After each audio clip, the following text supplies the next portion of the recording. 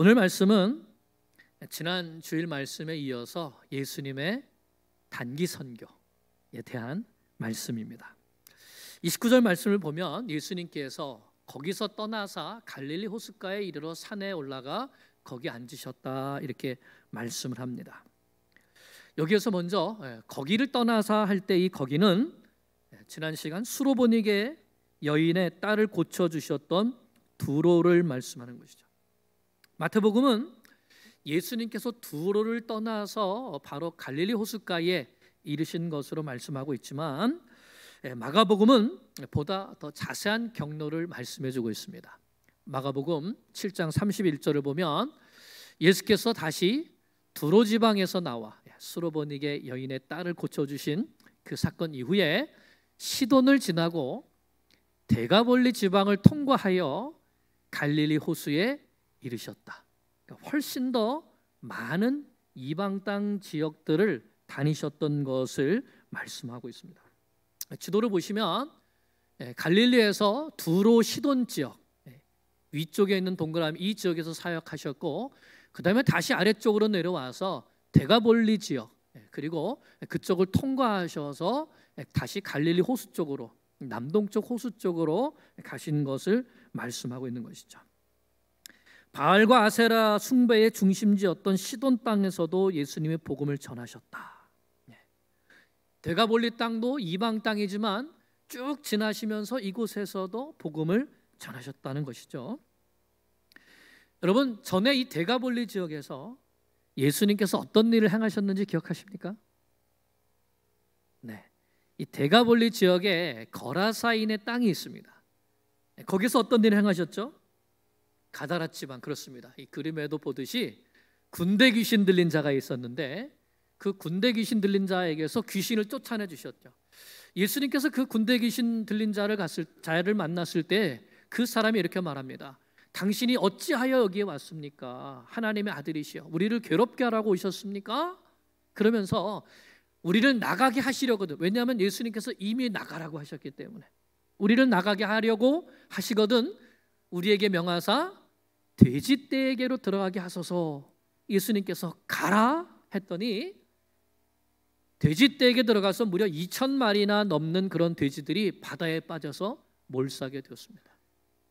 돼지 치던 자들이 마을에 가서 말했고 마을 사람들이 다 나와서 이 놀라운 일을 보고 뭐라고 말했습니까? 주여 이곳을 떠나소서. 예수님께 떠나달라고 했습니다. 그런데 예수님을 떠나지 않겠다는 사람이 있었죠. 바로 귀신 들린 사람이었습니다. 군대 귀신 들렸던 사람이 주여 내가 주를 따르리이다. 그러나 예수님이 허락하지 않으셨습니다. 가서 내 집으로 가서 하나님께서 내게 행하신 이 큰 일을 알려라. 그래서 그 군대 귀신 들렸던 사람이 자기 마을로 돌아가서 또 그 지역에 예수님께서 행하신 일을 전파하여서 예수의 소문이 그 지역에 많이 퍼졌다는 것. 이게 마가복음 5장에 있는 말씀입니다. 군대 귀신 들렸던 이 사람에 대한 일이 있었던 것이죠. 그리고 예수님께서 한 1년 넘게 갈릴리 중심, 갈릴리 바다 이 지역을 중심으로 사역하시다가 이제 이방 땅 두로와 시돈을 거쳐서 다시 데가볼리로 가셔서 자신을 나타내신 겁니다. 그러니 얼마나 많은 사람들이 예수님을 알아보고 또 따랐을까요? 이런 상황 속에서 많은 사람들이 예수님을 따르면서 이방 땅에 속한 갈릴리 동편 호숫가까지 오게 된 것입니다. 이 호숫가에 왔을 때에 오늘 말씀에 마태복음에는 기록되지 않는 한 사건이 나타나는데 마가복음에 기록되어 있는 에바다 사건입니다. 아시죠 여러분? 에바다. 에바다가 무슨 뜻입니까? 네, 열리라 하는 뜻입니다. 한번 말씀 읽겠습니다. 사람들이 귀먹고 말 더듬는 자를 데리고 예수께 나와 안수하여 주시기를 간구하거늘 예수께서 그 사람을 따로 데리고 무리를 떠나사 손가락을 그의 양 귀에 넣고 침을 뱉어 그의 혀에 손을 대시며 하늘을 우러러 탄식하시며 그에게 이르시되 에바다 하시니 이는 열리라는 뜻이라. 그의 귀가 열리고 혀가 맺힌 것이 곧 풀려 말이 분명하여졌더라. 예수께서 그들에게 경고하사 아무에게도 이르지 말라 하시되 경고하실수록 그들이 더욱 널리 전파하니 사람들이 심히 놀라 이르되 그가 모든 것을 잘하였도다. 못 듣는 사람을 듣게 하고 말 못하는 사람도 말하게 한다 하니라. 아멘. 이 유명한 사건이 바로 예수님께서 두로와 시돈을 걸쳐서 대가볼리를 통과하여서 갈릴리 호숫가에 이르셨을 때에 일어났던 사건이라는 것입니다. 이방인의 땅에 귀먹고 말 더듬는 자가 있었는데 그의 귀를 열어주시고 또 말을 하게 해주신 것입니다. 그 후에 예수님께서 그들에게 내가 한 일을 아무에게도 이르지 말라라고 경고하셨지만 사람들은 예수님을 더욱 널리 전파했다는 것이죠. 이런 상황 속에서 이어지는 말씀이 오늘 이제 본문 30절부터 말씀입니다. 30절, 31절. 큰 무리가 다리 저는 사람과 장애인과 맹인과 말 못하는 사람과 기타 여럿을 데리고 와서 예수의 발 앞에 앉힘에 고쳐주시니 말 못하는 사람이 말하고 장애인이 온전하게 되고 다리 저는 사람이 걸으며 맹인이 보는 것을 무리가 보고 놀랍게 여겨 이스라엘의 하나님께 영광을 돌리니라. 아멘. 예수님께서 이렇게 갈릴리 동쪽 편에 있는 이방인의 땅을 두루 다니시면서 복음을 전파하셨을 뿐만 아니라 그들 가운데 있는 다리 저는 사람, 장애인, 맹인, 말 못하는 사람, 기타 여러 질병에 걸린 사람들 다 데리고 와서 예수님의 발 앞에 앉혔을 때에 예수님께서 더 이상 너희는 이방인이다, 너희는 자녀가 아니다, 또는 너희는 개다 라고 하지 않으시고 찾아온 모든 사람을 다 고쳐주셨다는 것입니다. 말 못하는 사람이 말하게 되었고 장애인이 온전하게 되었고 다리 저는 사람이 걷게 되었고 맹인이 보게 되었습니다. 그러자 이 놀라운 광경을 보고 무리들의 응답이 무엇이었습니까? 무리들이 뭐라고 말했습니까? 이스라엘의 하나님께 영광을 이렇게 말했다는 것입니다. 이스라엘의 하나님께 영광을. 이 말 자체가 이스라엘의 하나님이라는 이 말 자체가 이들은 유대인이 아니라는 것이죠. 이방인들이라는 증거입니다. 이로 인해서 하나님의 약속의 말씀이 성취된 것입니다. 메시아에 대한 예언, 이사야서 9장에 있는데 이 메시아에 대한 예언을 할 때에 이렇게 말씀하십니다. 전에 고통받던 자에게는 흑암이 없어지리로다. 옛적에 여호와께서 스불론 땅과 납달리 땅이 멸시를 당하게 하셨더니 후에는 메시아가 오신 이후에는 해변길과 요단 저쪽 이방의 갈릴리를 영화롭게 하셨느니라. 흑암에 행하던 백성이 큰 빛을 보고, 큰 빛이 누굽니까? 예수님이시죠. 사망의 그늘진 땅에 거주하던 자에게, 이방 땅에 거주하던 자에게 빛이 누구시죠? 예수님이 빛이도다. 예수님은 해변길에 있는 두로와 시돈, 지중해 바닷가에 있는 두로와 시돈 땅에서 생명의 빛을 비춰주셨습니다. 뿐만 아니라 요단 저쪽 이방의 갈릴리, 오늘 말씀에 나오는 대가볼리 지역, 이 이방인들에게도 생명의 빛을 비췄다는 것입니다.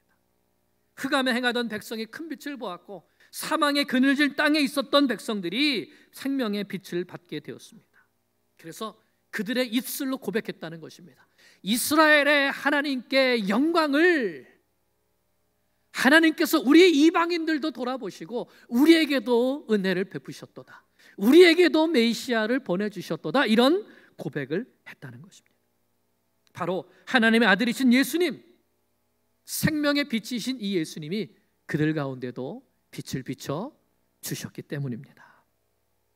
여러분, 예수님은 온 세상 만민의 구주이십니다. 온 세상 만민의 구주이십니다. 또한 온 세상 만민의 치료자이시죠. 예수님은 유대인만의 구세주가 아니라 이스라엘 사람이나 이방인이나 차별 없이 사역하시고 차별 없이 구원하십니다. 유대인 소경의 눈만 뜨게 해주신 것이 아니라 이방인 소경도 눈 뜨게 해주셨고 귀머거리의 귀도 열어주셨습니다. 에바다, 열려라.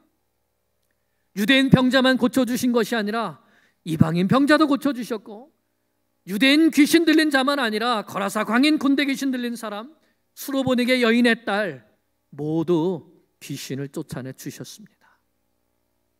이 예수님의 복음이 생명의 복음입니다. 예수님께서 이방 땅을 다니시면서 생명의 복음을 증거하신 것처럼 오늘 우리도 내가 사는 땅을 벗어나서 온 천하 만국에 나아가서 이 생명의 빛 대신 예수 그리스도의 복음을 증거해야 되는 줄로 믿습니다. 누가 가야 되겠습니까?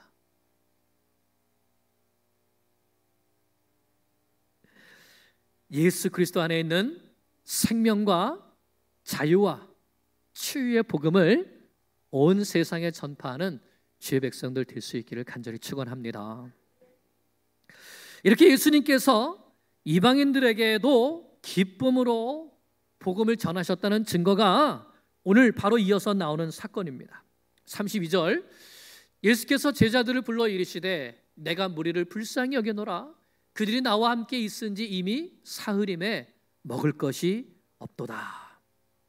예수님은 이 갈릴리 동편에 있는 가다라 지방에 있는 이 호숫가에서 산에 오르셔서 말씀을 전하셨습니다. 많은 사람들 고쳐주시고 큰 은혜가 임했죠. 말씀에 보듯이 사흘 동안 예수님께서 머물러 계셨는데 그 사흘 동안 많은 사람들이 예수님께 나와왔습니다.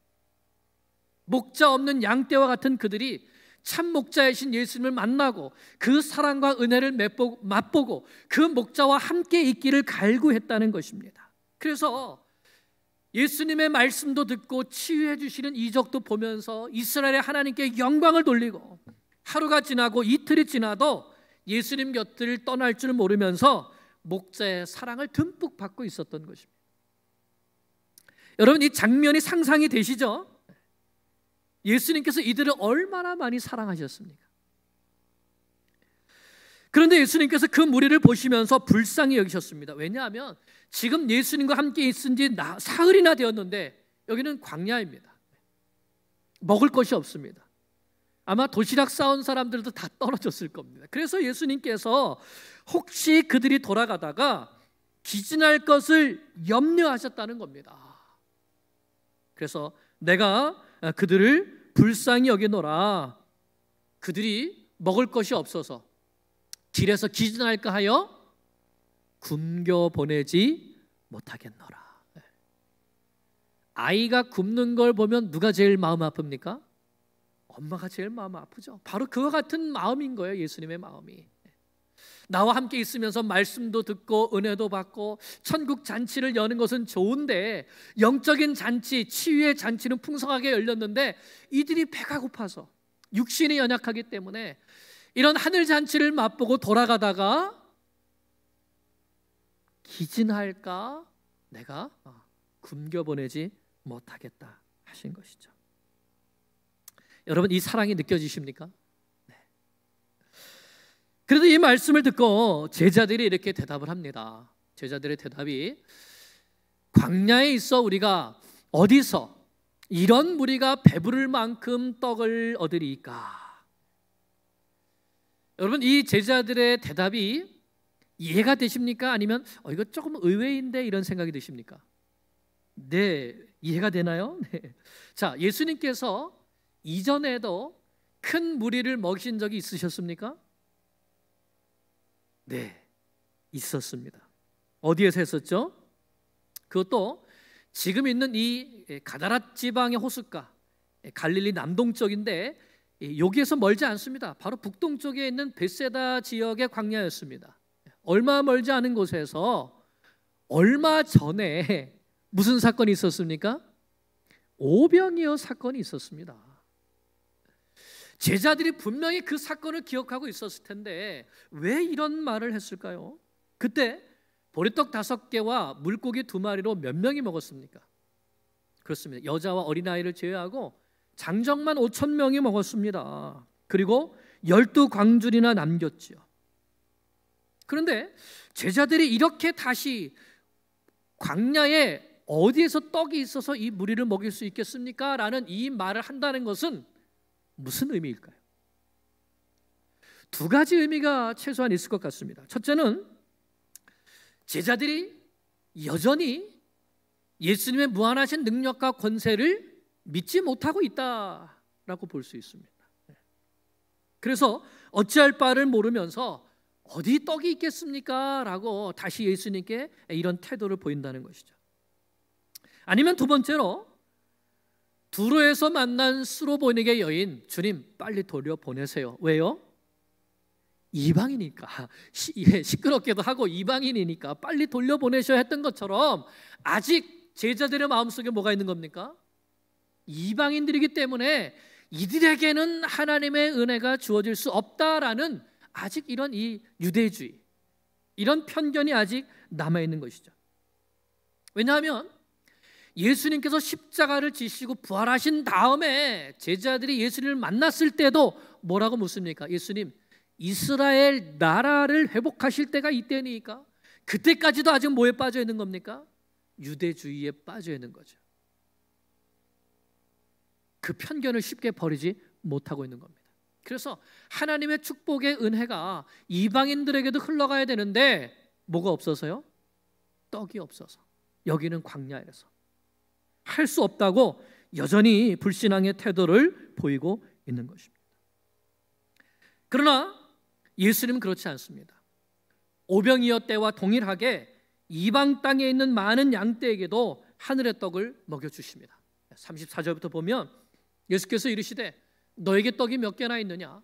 이르되 7개와 작은 생선 2마리가 있나이다 하거늘 예수께서 무리에게 명하사 땅에 앉게 하시고 떡 7개와 그 생선을 가지사 축사하시고 떼어 제자들에게 주시니 제자들이 무리에게 주매 다 배불리 먹고 남은 조각을 7 광주리에 차게 거두었으며 먹은 자는 여자와 어린이 외에 4,000명이었더라.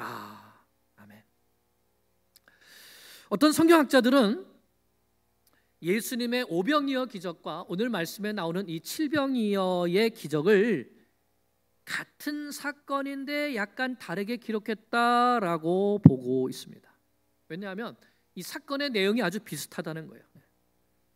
첫째는 두 기적 모두 광야에서 일어났고 또 팔레스타인 사람들의 당시의 주식이었던 떡과 물고기를 가지고 일어난 기적이고 또 제자들이 음식을 나눠줬다는 것과 또 남았다는 것, 그리고 이 사건 후에 예수님께서 배를 타고 건너가셨다 하는 것, 이것이 같다는 것입니다. 그래서 같은 사건을 약간 다르게 기록했다고 이렇게 봅니다. 하지만 이 두 기적사에 분명한 차이점들이 있죠. 첫째로 오병이어 기적에서는 몇 명을 5,000명을 먹였는데 칠병이어는 4,000명을 먹였다고 차이점이 있습니다. 둘째는 장소가 다르죠. 첫째는 갈릴리 북동쪽 해변에 있는 벳세다 광야였고 지금 이 칠병이어는 갈릴리 남동쪽 해변에 있는 가다라 지방 거라사인의 땅, 바로 여기에서 일어난 겁니다. 셋째로 계절이 다르답니다. 그래서 이 오병이어 때는 무리를 명하여 잔디에 앉게 하셨는데 지금 여기는 땅에 앉게 하셨다고. 그래서 이 겨울이기 때문에, 잔디가 없는 겨울이기 때문에 땅에 앉았다 이렇게 표현을 합니다. 넷째로 기적에 사용된 물고기 숫자, 빵 숫자 다르죠. 빵 7개와 떡 7개와 물고기 2마리라고 이렇게 숫자가 다르고 또 마지막으로 먹고 남은 것을 모아놓은 수량도 다릅니다. 오병이어는 12광주리, 그리고 칠병이어는 오병이어는 12바구니, 12바구니, 칠병이어는 12광주리, 7광주리. 제가 이렇습니다. 다시 정리합니다. 오병이어는 12바구니, 칠병이어는 7광주리. 전에 우리 서정환 목사님 오셔서 여기에 대해서 잠깐 설교해 주신 거 여러분 기억할지 모르겠습니다. 왜 오병이어는 바구니라고 표현을 했고 왜 칠병이어는 광주라고 표현을 했느냐. 오병이어는 이 바구니라는 단어는 그 당시에 유대인들이 어디 갈 때에 음식을 넣고 다니는 그런 이 도시락과 같은 역할하는 그런 바구니였어요. 그런 바구니를 유대인들은 갖고 다녔는데 이방인들은 오늘 말씀에 나오는 대로 물고기를 담는, 과일을 담는 데 사용하는 갈대로 만든 큰 바구니를 사용했습니다. 바구니를 사용을 했습니다. 광주리를 사용했습니다. 감사합니다. 알아서 들어주시니 감사합니다. 그래서 이 바구니와 광주리라는 이 단어 자체가 오병이어는 유대인들에게 행하신 표적이고, 이 칠병이어는 이방인들에게 행하신 표적이라는 것을 증거하는 것이죠. 결론은 무엇이죠? 예수님은 유대인도 먹이셨고 이방인도 먹이셨다는 것입니다. 예수님의 사랑, 하나님의 은혜는 유대인이나 이방인이나 차별이 없다는 것입니다. 예수님은 생명의 떡이십니다. 모든 만민을 위한 생명의 떡이십니다. 유대인에게도 예수님은 생명의 떡이시고 이방인에게도 예수님은 생명의 떡이십니다. 그러므로 유대인도 생명의 떡이신 예수님을 먹어야 하고 이방인도 생명의 떡이신 예수님을 먹어야 하는 것이죠. 로마서 3장 29절 30절에 바울이 이렇게 말합니다. 하나님은 다만 유대인의 하나님이시냐? 또한 이방인의 하나님은 아니시냐? 진실로 이방인의 하나님도 되시느니라.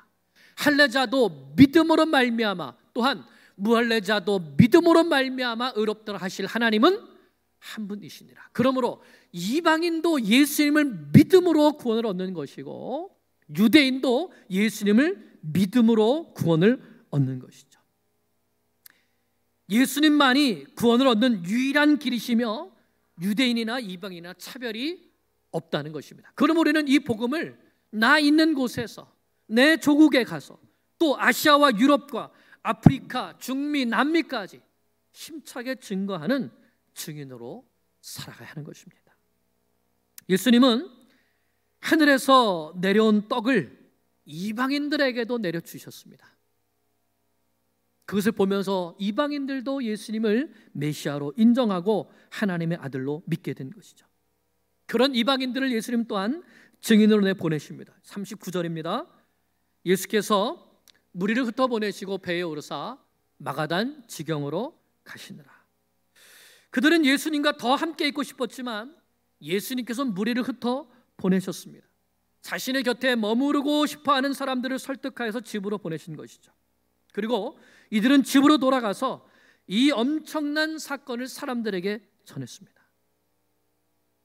이에 예수님에 대한 소문이 더욱더 크게 퍼져나갔고 이들이 후에 이방인 교회를 구성하는 사람들이 되었을 것입니다. 복음은 온 세상 만민에게 전파되어야 합니다. 이 말씀을 준비하면서 예수님께서 단기 선교를 가신 이 며칠 동안의 여행, 이 여행 경로를 한번 머릿속으로 그려보았습니다. 예수님께서 갈릴리 북쪽에 있는 게네사렛을 출발하셔서 이방 땅 두로까지 가셨습니다. 그리고 시돈으로 올라가셨다가 다시 데가볼리 지역으로 내려오셨습니다. 그 지역을 통과하여서 갈릴리 호수 남동편으로 가신 것이죠. 이 여행하신 경로를 그려보면서 문득 어떤 질문이 떠올랐나 하면 여기가 거리가 얼마나 될까 하는 생각을 해봤습니다. 찾아봤더니요, 게네사렛에서 두로까지는 60km, 40마일 됩니다. 두로에서 시돈까지는 40km, 시돈에서 데가볼리까지는 120km, 그리고 데가볼리 지역에서 다시 갈 때 한 30km 정도. 그러니까 총 250km, 약 155마일 정도 됩니다. 250km면요, 대략 한국으로 따지면은 서울에서 대구까지 걸어가실 수 있겠습니까? 서울에서 대구까지. 뉴욕으로 따지면 여기에서 알바니까지 대략 그 정도 됩니다. 거리가. 이 며칠 동안 예수님께서 이 먼 거리를 다니셨다. 이방 땅인데 왜 그러셨을까? 왜 그러셨을까? 얼마나 힘이 드셨을까? 얼마나 피곤하셨을까? 이방인들까지도 사랑하지 않으셨다면 과연 그러실 수 있었을까? 사랑밖에 없죠. 저 멀리 있는 이방인들에게도 생명이신 자신을 나타내 보여주시기 하여서 이 먼 발걸음 마다치 않고 예수님께서 고생하신 겁니다. 수고하신 것이죠. 마가복음 3장 8절에 이런 말씀이 있었습니다. 예수님의 사역 초기인데 유대와 예루살렘과 이두마에와 요단강 건너편과 또 두로와 시돈 근처에서 많은 무리가 그가 하신 큰 일을 듣고 나오는지라. 여기에 예수님의 사역 초기에 두로와 시돈에서도 예수님께서 하신 일들을 듣고 많은 사람들이 왔었습니다. 그런데 예수님께서 그때에 그들을 만나시지 않고 배를 타고 피하셨습니다. 다른 곳으로 가셨습니다. 전에 거라사 광인, 귀신 들렸던 사람, 이 사람을 고치신 이후에도 그 땅에 머물지 않고, 물론 떠나달라고 했지만 떠나셨죠. 그런데 이번에 그곳들을 다 찾아가신 겁니다. 다 찾아가셨습니다. 그것도 온 힘을 다하셔서 힘들고 어려운 여정도 마다치 않으시고 두로와 시돈과 데가볼리를 통과하여서 거라사인의 땅까지 많은 이방인의 땅을 찾아가 주셨고 많은 이적을 베풀어 주셨습니다. 그들에게도 자신이 하나님의 아들 그리스도 메시아이신 것을 나타내 주시기 위함이었습니다. 그들에게 생명의 빛을 비춰주시기 위함이었습니다. 사랑하는 여러분, 우리는 왜 선교를 가나요? 그 이유도 하나입니다. 사랑 때문이죠. 나의 주 예수님을 사랑하기 때문에, 예수님께서 사랑하시는 그 잃어버린 영혼을 사랑하기 때문에. 그래서 우리는 무엇을 하러 갑니까? 사랑을 나눠주러 가는 것이죠. 예수님께서 이 세상에 오셔서 십자가를 지신 것은 사랑 말고는 달리 해석할 길이 없습니다. 예수님은 사랑이십니다. 우리가 이 사랑을 들고, 먼저 우리가 이 사랑을 충만히 받고, 그리고 저 멀리 있는 이방의 모든 민족에게 나아가서 이 사랑을 증거하다가 주님을 만나게 되는 주의 백성들 되시기를 간절히 축원합니다. 기도드리겠습니다.